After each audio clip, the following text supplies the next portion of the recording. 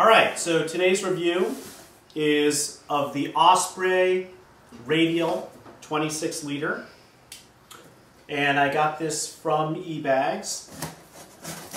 Like I've said in the past, eBags has a great selection and great prices. The only problem is that it takes a week to get something. And, compare that to Zappos, which essentially gets it to you within 2 days.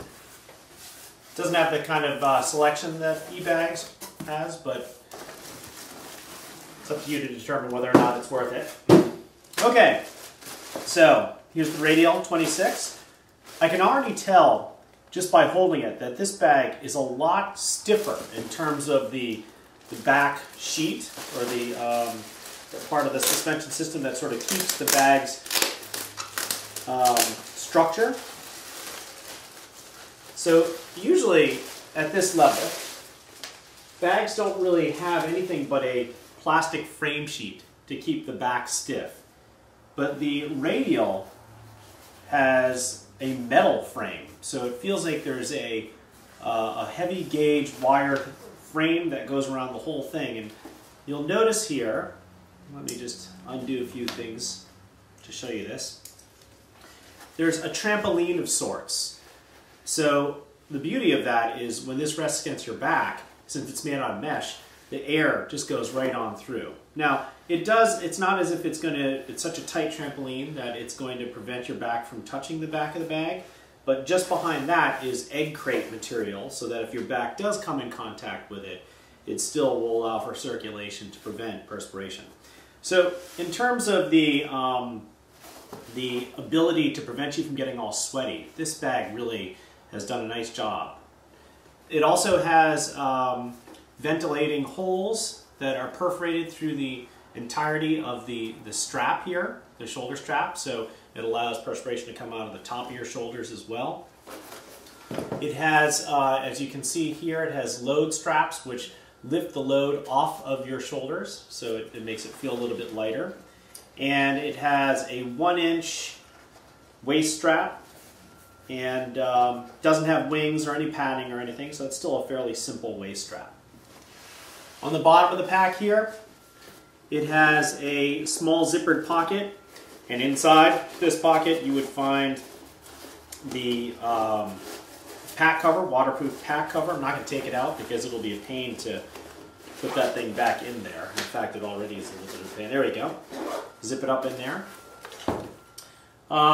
Taking a look at the front of this pack, it does have a lid lock. This is a patented Osprey little mechanism that allows you to, it acts kind of like a button going through the buttonhole, and the buttonhole would actually be the top of your helmet. So this is a great commuter pack. You'd be able to hold your helmet right there on your pack whenever you go into your store or go to work or whatever it is you need to do. So nice little feature there. In the front here we have a very large mesh pocket here. You could stuff a raincoat or rain jacket in there if you wanted to, put your lunch, any number of things. I could imagine that being pretty useful. And then we have side mesh pockets, and these side mesh pockets actually have a bungee corded compression system. I think that's probably what it's for, to keep your whatever you have in there nice and tight. I'm not entirely, yeah, it must be. So this is just sort of an extra precaution to prevent your water bottle from bouncing out. You don't have to use it, but it's there if you need to. And there are 2 of them, 1 on each side, in these mesh side pockets. Okay, let's take a look then at what we have here in this top pocket. This seems like a great place to put your sunglasses. Doesn't have any fleece on the inside. It does have a little hook here for your keys. I doubt I would use it for that. It seems like a much better place for me to put a pair of goggles. It's big enough to fit goggles or my sunglasses. Okay, just behind that compartment, another zippered compartment. As I've said in the past, Osprey makes great zipper pulls. They're super simple, but they're really very usable. And what I have here is the organizer pocket. So you can see I'd have a place here for my cell phone, for 2 pens, and maybe a portable hard drive. It's not too deep. It actually stops right here at where you can see the lid lock is. So you could actually throw a whole bunch of things in here. It's not going to dump open because the zipper doesn't open all the way down to the bottom. Pretty handy though to have that in the front. You know, as I've always said, it's really a good idea to have those divided organizers in the front, because if you need to get to a pen really quickly or your wallet or whatever, obviously it's right there on the front of the bag.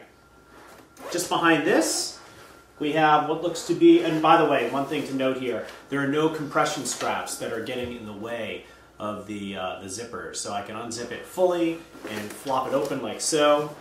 And inside, this is sort of a typical look inside of an Osprey. It has more organizer pockets here. You could put your charging blocks in here if you wanted to.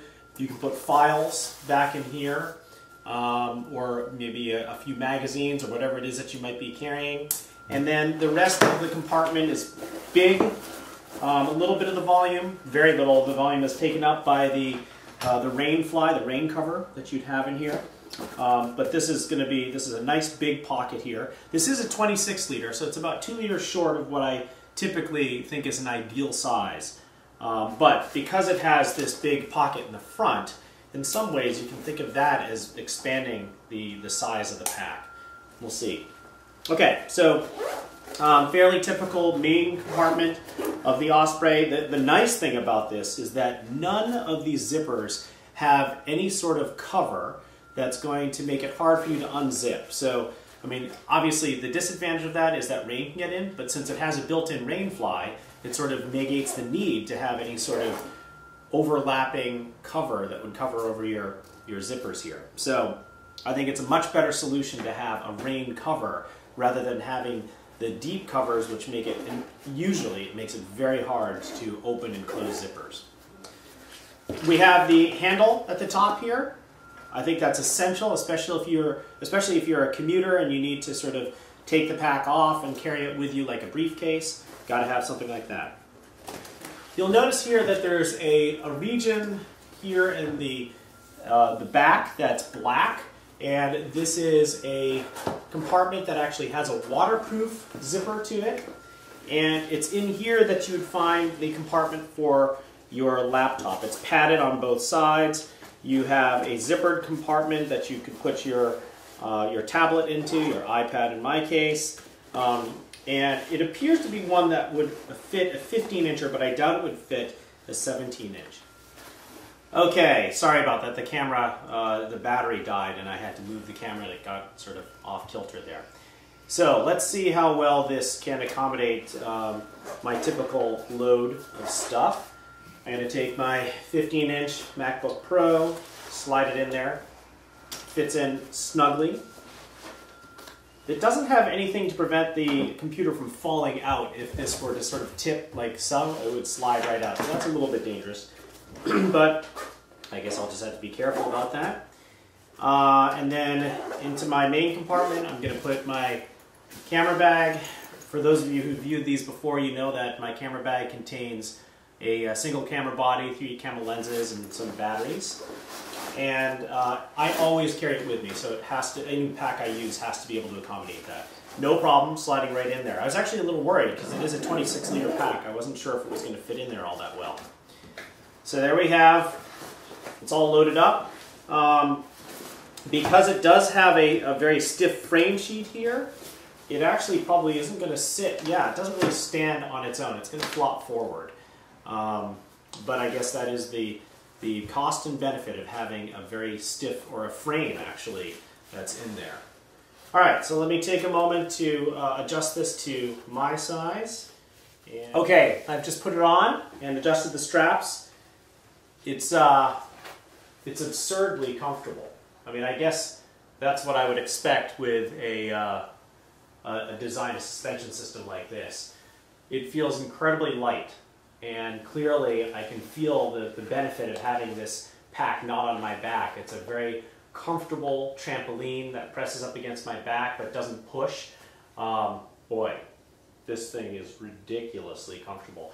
I could imagine putting twice the amount of weight that I have in here and probably feeling no issues in terms of being able to move around and such. It doesn't, none of the things shift around inside the pack, despite the fact that it doesn't have compression straps. And it puts the load on my hips appropriately. I mean, I could take the load more on my shoulders if I tighten this up, but it feels much more like a technical climbing pack than anything that I've reviewed so far. It seems to fit me pretty nicely too. It's, you know, the right width to be able to accommodate my body. So this is a good pack. I like its sort of simplicity. It doesn't have a lot of bells and whistles going on here, but it certainly does what it does very well. And again, the most important part is that this is a very nice suspension system.